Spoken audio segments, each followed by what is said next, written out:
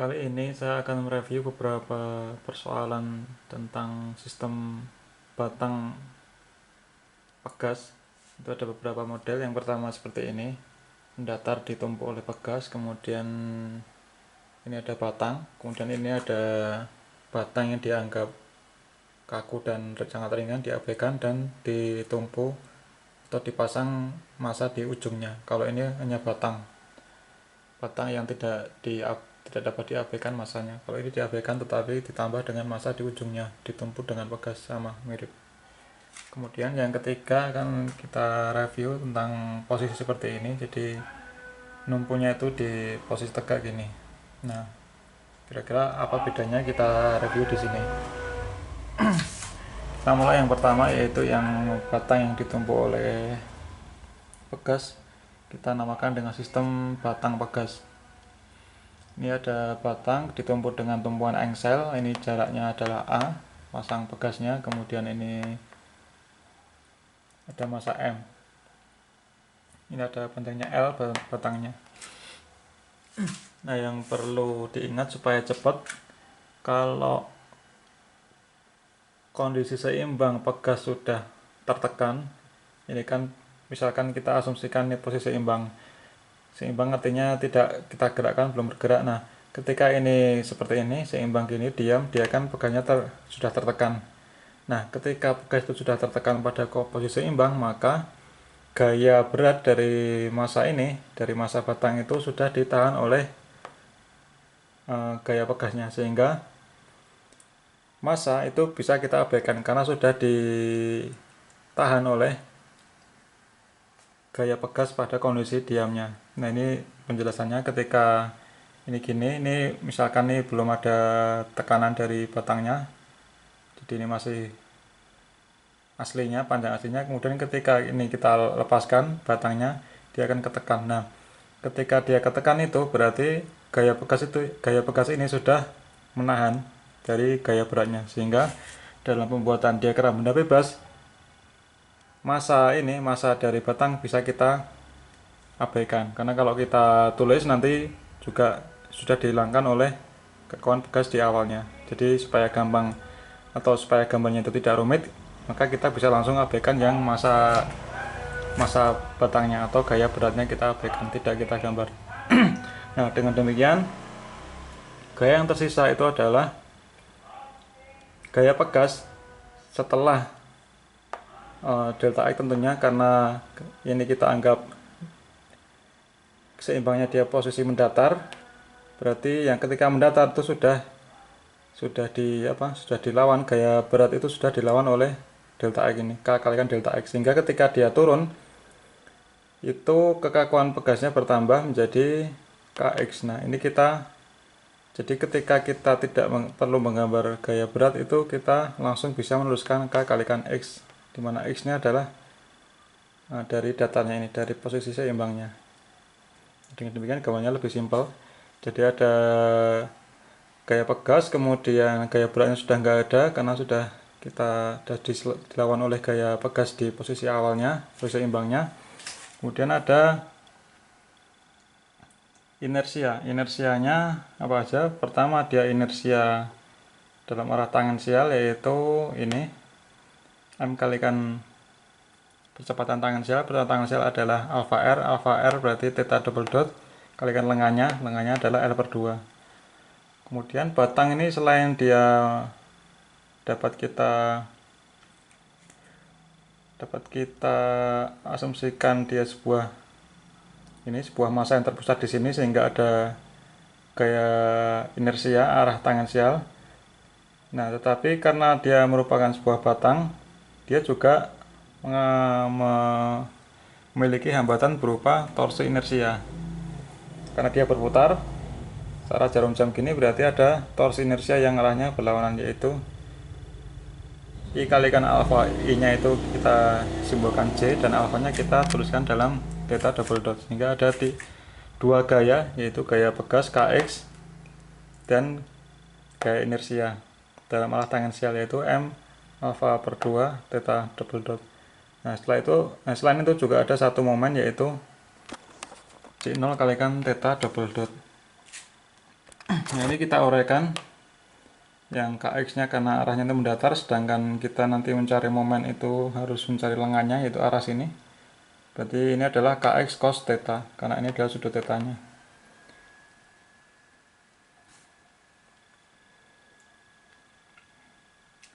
Dengan demikian kita bisa ambil momen terhadap titik 0 ini sama dengan 0, berarti j theta double dot ditambah ml per 2 theta dot kalikan lengannya adalah l per 2 ditambah dengan kx cos theta kalikan a, ada jaraknya ini.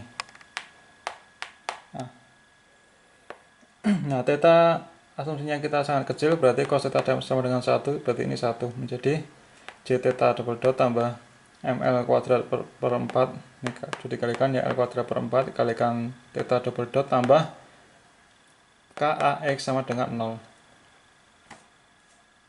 Ini seperti sebelum-sebelumnya, ini adalah x nya itu ada yang sebelah sini, kemudian ini x nya itu yang ini adalah a, berarti kita bisa ganti x menjadi fungsi theta, yaitu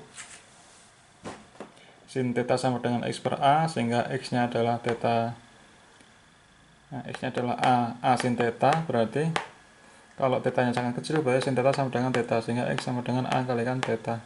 Kita substitusi menjadi seperti ini. Kemudian kita keluarkan theta double dotnya, menjadi j0 plus ml kuadrat per 4 theta double dot tambah ka kuadrat kalikan theta sama dengan 0. Nah, berarti frekuensi naturalnya itu adalah ini, k nya ka kuadrat bagi m nya adalah j0 per ml kuadrat per 4. Nah, kalau misalkan j0 nya itu kita tahu, misalkan ini adalah j0 nya adalah 1/12 ml kuadrat, contohnya adalah sebuah silinder pejal, berarti tinggal j0 nya itu kita substitusi menjadi ini kita bawa ke sini, sehingga j0 plus ml kuadrat per 4 itu menjadi 1/3 ml kuadrat, sehingga frekuensi naturalnya itu menjadi akar ka kuadrat dibagi dengan 1/3 ml kuadrat. Ini review sebentar. Yang perlu diingat-ingat adalah ini ya, kalau dia pegas itu kondisi awalnya itu dia sudah menumpu sehingga sudah terjadi tekanan delta X, berarti massa itu bisa kita abaikan ketika menganalisis dinamiknya karena sudah diimbangkan oleh K delta X.